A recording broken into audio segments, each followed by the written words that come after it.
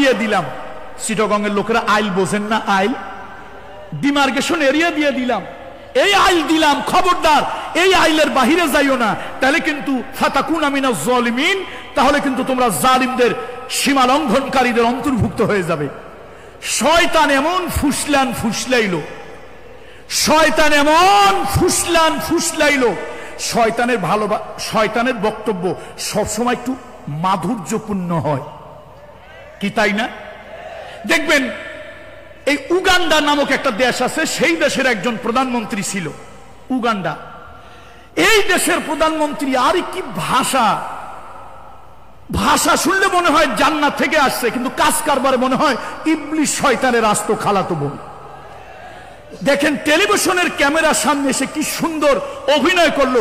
আচ্ছা, মানুষ যদি কান্দে পানি কি নাক দিয়ে পড়ে না চোখ দিয়ে পড়ে? চোখ দিয়ে আগে পড়বে, তারপরে নাক দিয়া। এই উগান্ডা নামক একটা দেশের প্রধানমন্ত্রী ছিল মহিলা, সেই মহিলা ক্যামেরার সামনে কেমন ভাব ধরলো, এসে কি করলো, সেই মহিলা টিস্যু নিল হাতের ভিতরে, কানলো একটু। দেশে যখন ছাত্ররা দাউ দাউ করে আগুন জ্বালিয়ে দিল, আমি তখন হেলিকপ্টার থেকে পানি ছিটাইয়া আগুন নিবাইলাম। কোন দেশ বলতেছিলাম? কোন দেশ? উগান্ডা নামক একটা দেশ। এখন শয়তান কয়, আল্লাহ কয় কি? আমরা যা দেখলাম, কোটি কোটি মানুষ দেখলো, হেলিকপ্টার থেকে গুলি করা হলো, সাউন্ড গ্রেনেড মারা হলো, টিয়ার সেল মারা হলো। মহিলা কি সুন্দর অভিনয় করে কি বলছিল, পানি মারা হলো। আমার মনে হয় ওই দিন শয়তান কাঁদছে, কিছুক্ষণ কাঁদছে, কয় আল্লাহ আমি তো বেহেশতের ভিতরে দুইজন লোকরে একটু মিথ্যা ঠিকঠা ভুলাইয়া বালাইয়া ফুসলাইয়া ফাসলাইয়া দুইজন লোকরে মিসগাইড করছিলাম, আমার কলজা কাঁপছিল, ঠোঁট কাঁপছিল, জিহ্বা কাঁপছিল। এ মহিলা তো আমার থেকে বড়, এর তো ঠোঁট কলিজা কিছুই কাঁপে না, বোধহয় গ্লিসারিন ভেজলিন এমন মাখান মাখাইছে, ঠাস ঠাস করে মিথ্যা কথা কয়। আবার একটু অভিনয়ের জন্য একটু হাতে ন্যাপকিনও রাখছে, নাক মুছছে। আমার মনে হয় শয়তান সেদিন বলছিল, বুবু তোর ঠ্যাং দুইটা একটু আগায় দে, তোর ঠ্যাং দুইটা আগায় দে, আমি তোর একটু কদম বুসি করি। আমি আর কি শয়তান, তুই যা সুন্দর অভিনয়যুক্ত কথাবার্তা বলিস, তুই আমার থেকে বড় শয়তান। তোর মতো শয়তান কোন দেশে থাকলে আমার মতো শয়তান না থাকলেও চলবে। এটা কোন দেশের ঘটনা বললাম? কোন দেশ? উগান্ডা নামক এক, বাংলাদেশ না, এটা আবার এটা কোন একটা দেশ আর কি। শোনেন, বেহেশতের ভিতরে আছে বাবা আদম, মা হাওয়া। শয়তান কয় এইটা যদি অতিক্রম করেন, এই যে ডিমার্কেশন, এই আইল যদি অতিক্রম করেন, চিরস্থায়ী হবেন, চিরঞ্জীব হবেন, জান্নাতের অনন্ত সুখ চিরকাল ভোগ করবেন। এই শয়তানের কথায় ফুসলানোতে আদম আলাইহিস সালাম, মা হাওয়া একটু ভুল বুঝলেন। আল্লাহ তাআলা যে হুকুম করেছিলেন, এটা না বোঝার কারণে অথবা একটু মানসিক দুর্বলতার কারণে তারা সে কাজটা করে ফেললেন। আল্লাহ তাআলা বাবা আদমকে আকাশ থেকে, জান্নাত থেকে কোথায় পাঠাইলো? বলেন কোথায় পাঠাইলো? জমিনে। এই জমিনে তিনি এলেন। কথা কিন্তু ভালো করে লক্ষ্য করতে হবে, নাহলে আবার সমস্যা আছে। কালকে আবার সেই কিছু দিন বিদ্বেষী, ধর্ম বিদ্বেষী অথবা যারা সমাজ কল্যাণের বিদ্বেষী, এই দিনের বিশাল এই আয়োজন দেখে যাদের কলিজায় জলে পড়ে, কালকে আবার তারা নতুন একটা ফতোয়া বাইর করবে, আনসারী সাহেব, পীরজাদা পীর সাহেব টেকেরহাট উনি এই ভুল করেছে। কথা ভালো করে শুনতে হবে। বলছিলাম আদম আলাইহিস সালাতু ওয়াস সালাম আল্লাহ তাআলার কুদরতি ইচ্ছা আর তারা শয়তানের প্ররোচনায় যেভাবেই হোক ওই গাছের সন্নিকটে হলো, ডিমার্কেশন এরিয়া পার হলো, আল্লাহ তার দুনিয়ায় পাঠায় দিলেন। আচ্ছা আপনারা বলেন তো, বুঝে শুনে বলবেন, তালে তাল দিবেন না, বুঝে শুনে বলেন, দুনিয়া আসার পর আদম আলাইহিস সালামের মর্যাদা বাড়ছে না কমছে? কেন বাড়লো? গুনাহ করলে তো মর্যাদা কমে যাওয়ার কথা। আসলে আদম আলাইহিস সালাতু ওয়াস সালাম তিনি বুঝলেন যে আমি তো গুনাহ করি নাই, আমি ভুল করেছি, নিজের নফসের প্রতি জুলম করেছি, আল্লাহ আমার কল্যাণ চেয়েছিল। তিনি অনুতপ্ত হলেন, অনুশোচিত হলেন, রিগ্রেট ফিল করলেন, এত কাঁদা কাঁদলেন, আল্লাহর কাছে এত তওবা করলেন, এই তওবার কারণে আল্লাহ তার প্রতি সন্তুষ্ট হয়ে, আগে তিনি ছিলেন সিম্পল মানুষ, এবার আল্লাহ তাআলা তাকে প্রথম পয়গম্বর জমিনে বানিয়ে দিলেন। তাহলে তওবার দ্বারা বান্দার মর্যাদা বাড়ে না কমে? তওবার দ্বারা বান্দার মর্যাদা বৃদ্ধি পায় না বান্দার মর্যাদা সংকুচিত হয়?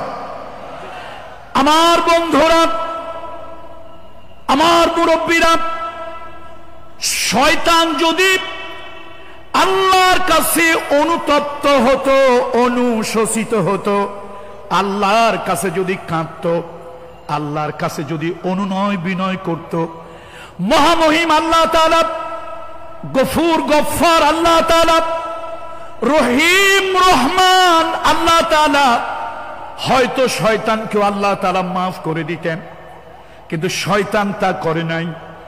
আদম আলাইহিস সালাম করলেন, ও রব্বানা যালামনা আনফুসানা ওয়া ইল্লাম তাগফির লানা ওয়া তারহামনা লানাকুনান্না মিনাল খাসিরিন।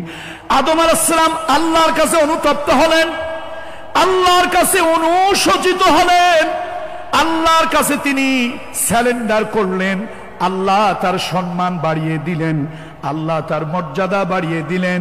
আদম আলাইহিস সালামকে আল্লাহ তাআলা ক্ষমা তো করে দিলেন। আল্লাহ তাআলা শুধু ক্ষমা করে দেন নাই, এই পৃথিবীতে আল্লাহ তাআলা প্রথম পয়গম্বর আদম আলাইহিস সালামকে বানিয়ে দিল।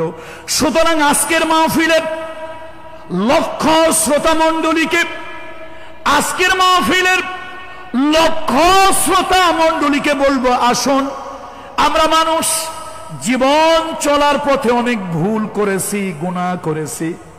আমরা যদি আল্লাহর কাছে অনুতপ্ত হই, আল্লাহর কাছে অনুশোচিত হই, চোখের পানি ছেড়ে দিয়ে আল্লাহর কাছে যদি কাঁদি, আপনি আমি শুধু মানুষ থাকবো না, আল্লাহর ভালোবাসার পাত্রে পরিণত হয়ে যাব। আল্লাহু আকবার। আল্লাহর ভালোবাসা চাই, আল্লাহর ভালোবাসা কি চাই? তাহলে আসুন এই সবক নিয়ে বাড়ি যাই, এই সবক নিয়ে বাড়ি যাই। আমি মানুষ, জীবন চলার পথে আমার দ্বারা ভুল ভ্রান্তি ত্রুটি বিস্তৃত হয়েছে, আর আমি আমার মালিকের কাছে অনুতপ্ত হব, অনুশোচিত হব, তওবা করব। তওবা যদি আমি করি, আমার মালিক, আমার প্রভু আমাকে ভালোবাসবেন, আমাকে ক্ষমা করবেন, আমার ইজ্জত, আমার সম্মান, আমার মর্যাদা আল্লাহ তাআলা বাড়িয়ে দেবেন। 3 নম্বরে হলো, যারা নাকি পবিত্রতা অর্জন করে, যারা নাকি পাক সাফ থাকে, পবিত্রতা অর্জন করে, আল্লাহ তাআলা তাদেরকে ভালোবাসেন।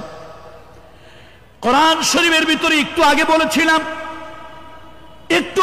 বলেছিলাম, কোরআন শরীফের ভিতরে আল্লাহ তাআলা বলেন, ওয়ায়াসআলুনাকা আনিল মাহিজ কুল হুয়া আযান। আল্লাহ তাআলার হাবিবকে জিজ্ঞেস করা হলো, লোকেরা ইয়া রাসূলুল্লাহ, হায়েজ নেফাস সম্পর্কে আপনার কাছে লোকেরা জিজ্ঞেস করে।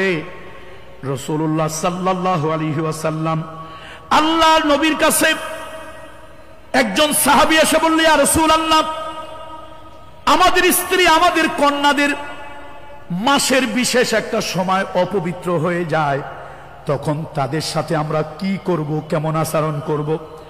ইহুদি ধর্মের লোকেরা, নারীরা যদি নাপাক হয়ে যায়, তাদের হায়েজ হয়, নেফাস হয়, ইহুদি ধর্মের লোকেরা তাদেরকে ঘৃণা করে, দূরে রাখে। এবং ইহুদিদের ভিতরে একটা গোষ্ঠী আছে, একটা গোত্র আছে, নারী যদি শারীরিকভাবে নাপাক হয়ে যায়, ওই নারীকে ঘরেও জায়গা দেয় না।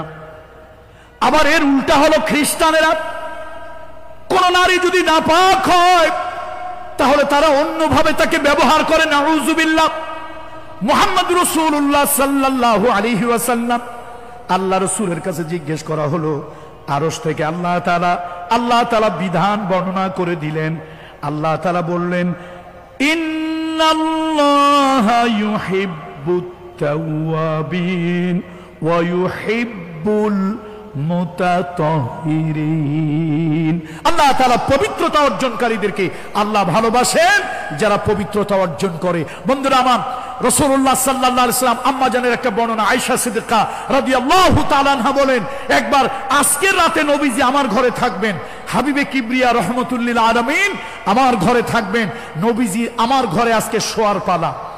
ওই দিন আমি শারীরিকভাবে অসুস্থ হয়ে পড়লাম। এবার আমি রাসূলুল্লাহর জন্য একটা বিছানা করলাম, আমার জন্য একটা বিছানা করলাম, আমার জন্য একটা আলাদা বিছানা, রাসূলুল্লাহর জন্য একটা আলাদা বিছানা। নবীজি এশার সালাত পড়ে আসলেন, আল্লাহর হাবিব এশার সালাত পড়ে আমার হুজরার ভিতরে প্রবেশ করলেন, নবীজি আমার কাছে এসে শুইলেন। এখন নবীজি যখন আমার কাছে শুয়েছে, আমি তো ঋতুবতী, আমার তো হায়েজ হয়েছে, আমি কি করলাম, একটু হেজিটেশন ফিল করছিলাম, একটু দ্বিধান্বিত ছিলাম, একটু সংকোচ বোধ করছিলাম। নবীজি আমার কাছে চাপে, আমি একটু দূরে যাই, নবীজি আমার কাছে চাপে, আমি একটু দূরে যাই। তারপরে নবীজি আমার এত কাছে আসলেন যে পাতলা বা এক টুকরা কাপড় ছাড়া রাসূলুল্লাহর আমার মাঝখানে কোনো পৃথক ছিল না, ফাঁক ছিল না, কোনো ধরনের কোনো খালি ছিল না রাসূলুল্লাহর আমার মধ্যে, শুধু কাপড় ছাড়া। আমি তো রাসূলুল্লাহকে বোঝাতে চেষ্টা করলাম যে আমি ঋতুবর্তী। রাসূলুল্লাহ সাল্লাল্লাহু আলাইহি ওয়াসাল্লাম আমাকে ঘৃণা করলেন না, আমাকে অপছন্দ করলেন না, আমাকে অসন্তুষ্ট হয়ে দূরে ঠেলে দিলেন না, বরং রাসূলুল্লাহ সাল্লাল্লাহু আলাইহি ওয়াসাল্লাম আদর সোহাগ করে আমার পাশে শুইলেন এবং আল্লাহ রাসূল সাল্লাল্লাহু আলাইহি ওয়াসাল্লাম ঘুমিয়ে পড়লেন। অবশ্য গভীর রাত্রে আমি একবার ঘুম ভাঙলো, রাসূলুল্লাহ সাল্লাল্লাহু আলাইহি ওয়াসাল্লাম, আমি হাতড়ায় দেখি নবীজি আমার পাশে নাই। আমার মনের মধ্যে ব্যথা লাগলো, আমি কি অপবিত্র, আমি অসুস্থ, এই জন্য